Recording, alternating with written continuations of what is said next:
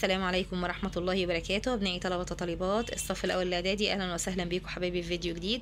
النهاردة هنحل مع بعض تدريبات المعاصر صفحة 28 و 29 أولى إعدادي. يا ريت يا بطل ما تنساش اللايك والاشتراك في القناة حبايبي عشان يوصلكم كل جديد من حل التدريبات والواجبات، ونقول بسم الله.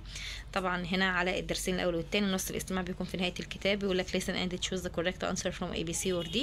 بيقول لك طارق بيريد to share إن هو يشارك his digital day، يحب إن هو بيشارك طبعا يومه الرقمي. رقم 2 he always هو دائما starts بيبدأ his day اليوم بتاعه by shaking بالفحص his phone بيفحص تليفونه.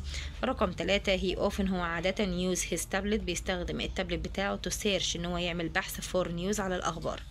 طيب رقم 4 زي sometimes هم أحيانا use بيستخدموا the smart board اللي هي الشاشة الذكية in the science class في طبعا دروس العلوم أو في حصص العلوم. طيب رقم choose the correct answer from A B C or D. رقم 1 بيقول لك A أو N is إيه اللي بيكون is a page بيكون صفحة on the internet على الانترنت that gives us اللي بتعطينا information معلومات، أكيد الويب سايت اللي هو الموقع الإلكتروني. طيب رقم 2 teachers اللي هم المعلمين use بيستخدموا smart boards اللي هي الشاشات الذكية أو الشاشات التفاعلية in classroom في الفصول to show عشان يوضحوا فيديوز عشان يوضحوا الفيديوهات and presentation والعروض التقديمية. خلاص يا بطل، يلا read and complete اقرأ وكمل the text النص with the word in the box. كمل النص بالكلمات اللي في البوكس. عندك board سبورة، e-books كتب إلكترونية، داونلود يعني يحمل، نايت يعني ليلي، تابلت يعني تابلت. هنا بيقول لك سارة هاوي الهواية المفضلة عندها is reading بتكون القراءة.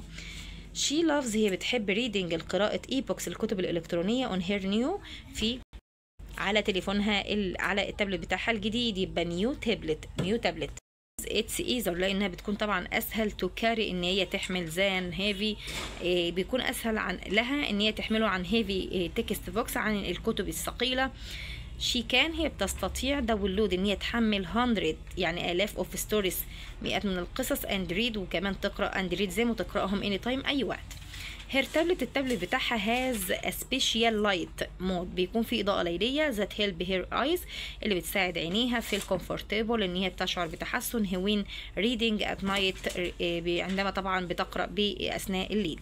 ريدنج اي بوكس اللي هي قراءه الكتب الالكترونيه هاز بيكام هير فيفوريت اصبحت عادتها هابت اصبحت عادتها المفضله ذات شي اولويز انجوي طبعا اللي هي بتستمتع بيها على طول. 28 يا بطل، يلا بينا على صفحة 29. صفحة 29 بيقول لك choose the correct answer from A B C or D. بعد قراءة النص بيقول لك at first في البداية باهر was هتقول له nervous هو كان متوتر أو عصبي because he couldn't use لأنه ما قدرش إن هو يستخدم his digital devices الجهاز الرقمي بتاعه. طيب رقم 2 the underlined word الكلمة اللي تحتها خط كلمة useful يعني مفيد. مالها الكلمة دي؟ بيقول لك can be replaced يعني نقدر إن احنا نبدلها بإيه؟ هتقول له helpful يعني مساعد، يعني معنى الكلمة بمعنى أصح. أنا بقول لك answer the following question جاوب على الأسئلة. what is the main idea of the text الفكرة الرئيسية للنص بتتكلم عن إيه؟ معلش يا شباب أنا نسيت النقط هنا وبدأت أحل هنا، فاهميني؟ فطبعا ده خطأ، فاحنا المفروض نكتب هنا هتقول له في السؤال ده اهو هتقول له life without technology الحياة بدون تكنولوجيا. طيب بيقول لك هنا does the underlined pronoun them refer to بيقول لك كلمة them دي بتشير لإيه؟ هتقول له digital devices الأجهزة الرقمية. رقم 4 بيقول لك هنا what do you think ماذا تعتقد of technology انت بتعتقد ايه عن التكنولوجيا؟ هتقول له I think technology is useful انا بعتقد ان التكنولوجيا دي مفيدة. يعني دي يا بطل ده هي رقم 1 اهي، وده اهي رقم 2 وده اهي اجابة السؤال الثالث، اما ده اهي اجابة السؤال الرابع. طيب بيقول لك هنا how did باهر spend يعني كيف باهر بيقضي his day اليوم بتاعه without technology بدون تكنولوجيا؟ هتقول له he read books هو بيقرأ الكتب. الخامس choose the correct answer from A B C or D اختار الإجابة الصحيحة. she هتقول له doesn't skip هي لا تفوت breakfast وجبة الفطار before going to school قبل ما تروح للمدرسة. رقم 2 streets اللي هي الشوارع هتقول له are sometimes بتكون أحيانا quiet هادئة at night في الليل. city في المدينة بتاعتنا. complete the sentence كمل الجمل with the correct from the word between براكتس صحح الكلمات اللي بين الأقواس هنا. my parents الآباء طبعا always remind دايما بيتذكروا.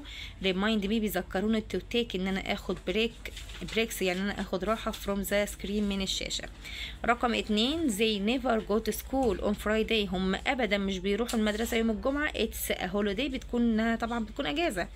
رقم 3 how often كم عدد المرات do you play اللي انت بتلعب فيها games الألعاب اونلاين على الانترنت. قال له every weekend كل نهاية عطلة أسبوعية.